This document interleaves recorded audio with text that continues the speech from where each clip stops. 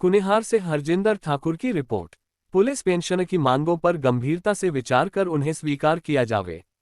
आज दिनांक 11 अगस्त 2024 को पुलिस पेंशनर वेलफेयर एसोसिएशन जिला सोलन की त्रैमासिक मीटिंग सोलन शहर के एक होटल में प्रधान श्यामलाल ठाकुर की अध्यक्षता में आयोजित की गई।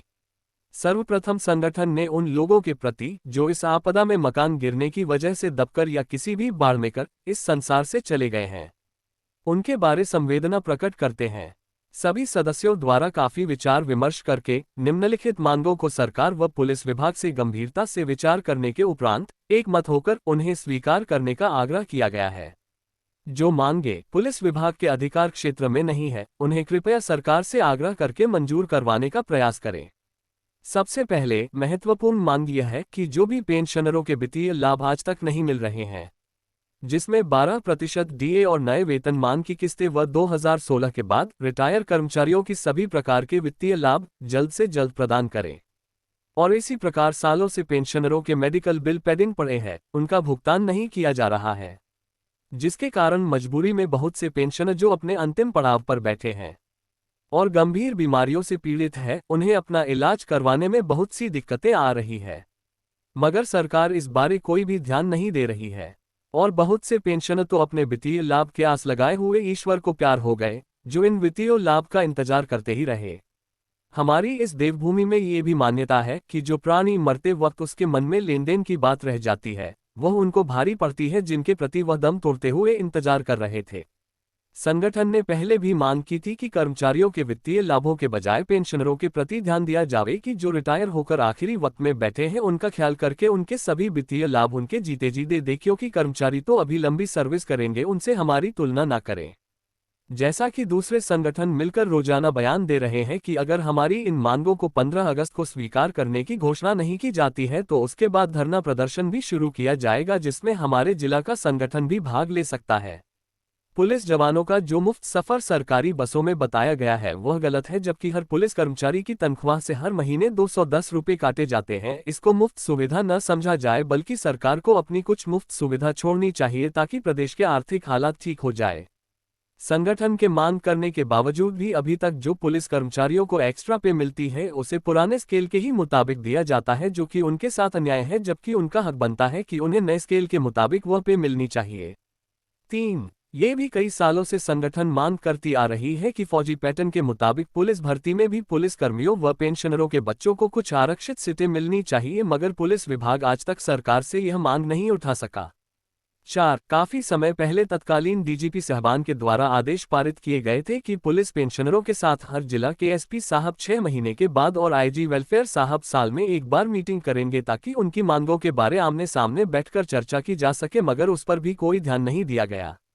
5. जिला संगठन द्वारा कई बार पुलिस विभाग से आग्रह किया गया कि जो अंतिम सम्मान पुलिस पेंशनर के निधन होने पर प्रदान किया जाता है उसकी आदेश की कॉपी को प्रत्येक थाना के नोटिस बोर्ड पर लगाया जाए ताकि कोई भी कर्मचारी यह न कहे कि उन्हें इस प्रकार के आदेश की कोई जानकारी नहीं है। जो SOP पुलिस पेंशनर के हित में तैयार किया जा रहा है उसमें इस मांग को भी शामिल किया जाए। बैठक में श्यामलाल ठाकुर, धनीराम तंवर, श्यामलाल भाटिया, जसवीर सिंह संत, रामचंदेल वेद ठाकुर, नेकीराम पुष्पा सूद, बिना पतराम, धर्म सिंह ठाकुर, जीत सिंह, लेखराम कायत, चमनलाल, सुरेंद्र ठाकुर इत्यादि शामिल थे। श्यामलाल ठाकुर, प्रधान police pensioner welfare association Solan, जिला सोलन, हिमाचल प्रदेश। ये पता नहीं है कि ये पुलिस हेडक्वार्टर के आदेश मानते हैं कि नहीं मानते हैं। हमने एक फौजी पैटर्न पर एक अंतिम सम्मान के बारे सरकार को लिखा था, लेकिन सरकार ने कुछ नहीं किया। पहले काफ़ी साल पहले तो तत्कालीन गृह मंत्री राजनाथ सिंह जी को लेटर हमने लिखा कि हमें भी अंतिम सम्मान मिलना चाहिए, हमने भी रात दिन 24 घंटे ड्यूटी दी है जैसे कि फौजी पेंशन को मिलता है। तो उसके बाद उन्होंने स्टार्ट किया, लेकिन उसको बदलते रहे बार बार। अब जो लेटेस्ट इन्होंने अंतिम सम्मान के बारे एक निर्देश जारी किए हैं तमाम एसपी साहबान जो हिमाचल प्रदेश के, कि जब भी कोई ऐसी सूचना थाना पर प्राप्त हो इस किसी पेंशनर की मृत्यु होने की, तो वहाँ से SHO खुद अपने फोर्स के साथ जाएगा और अंतिम सम्मान में जाकर वहाँ पर जो पार्थिव देह उस पर पुष्प चक्कर अर्पित करेगा और 1 साल पुलिस विभाग की तरफ से उस पर चढ़ाएगा। मगर अफसोस की बात है कि हमने कई बार लिखा कि आप लोग ने जो भर्ती हुए हैं आपने भी कभी न कभी रिटायर होना है और रिटायर होने के बाद मृत्यु भी होनी है। मृत्यु एक सच्चाई है, लेकिन हमारी मांगों को अनदेखा किया जा रहा है, जिसमें पेंशन जो पुलिस के पेंशनर है उनके बहुत ज़्यादा प्रति रोष है, सरकार के प्रति बहुत रोष है, क्योंकि हमने भी 38-40 साल नौकरी की। लेकिन अब पता नहीं किस प्रकार की पुलिस और किस प्रकार की पुलिस हेडक्वार्टर है कि इनके आदेश कोई ना एसपी मानते हैं ना एसएचओ मानते हैं। इस बारे हम सरकार से निवेदन करते हैं भाई इस पर सख्त आदेश हेडक्वार्टर डीजी पुलिस को दिए जाएं कि इस सम्मान को एक नियमानुसार दिया जाए, ना कि इसका मजाक बनाया जाए। जो अपने बड़े इसके मर्जी के अनुसार पूरे जिला में एसपी साहिबान ये अंतिम सम्मान देते, कभी कोई सिपाही आ जाता है, कभी कोई थानेदार आ जाता है, कभी कोई भी नहीं आ जाता है। तो इस प्रकार हमारा मजाक न बनाया जाए, नहीं तो फिर अगर हमारी मांगों पर ये विचार नहीं किया गया है, जो हमारी मुख्य मांगे बार बार हम दे रहे हैं, सालों से दे रहे हैं, तो फिर उसके बाद फिर हम आगे की कार्रवाई, आगे कदम उठाने के लिए मजबूर होंगे। जैसे कि HRTC बस में जो है किराए भाड़े की बात हुई है और आप पेंशन भी मिल रही है उनका कहना है और तनख्वाह भी दे रहे हैं, तो उसको लेकर क्या कहेंगे आप? मैं ये कहूँगा, प्रेस नोट में इन्होंने लिखा है कि 210 रुपये पर महीना मुलाजिम से काटा जाता है, ये मुफ्त यात्रा नहीं है, तो ये गलत बात है। और जबकि ये तो कई करोड़ों का लाभ HRTC को था, क्योंकि आज के दौर में तो लोगों 50-60% लोगों के पास तो अपनी गाड़ी हैं, वो बसों में सफ़र नहीं करते हैं। तो एक ये इनके लिए भी HRTC के लिए भी हानिकारक है और इसका हम विरोध करते हैं। और जब हमारे जितने भी बहुत ज़्यादा 12,000 करोड़ रुपया देने के लिए जो पेंशनों का है सरकार के पास पेंडिंग पड़ा है, तो उसके बारे बात सरकार करती है कि आर्थिक स्थिति ठीक नहीं है।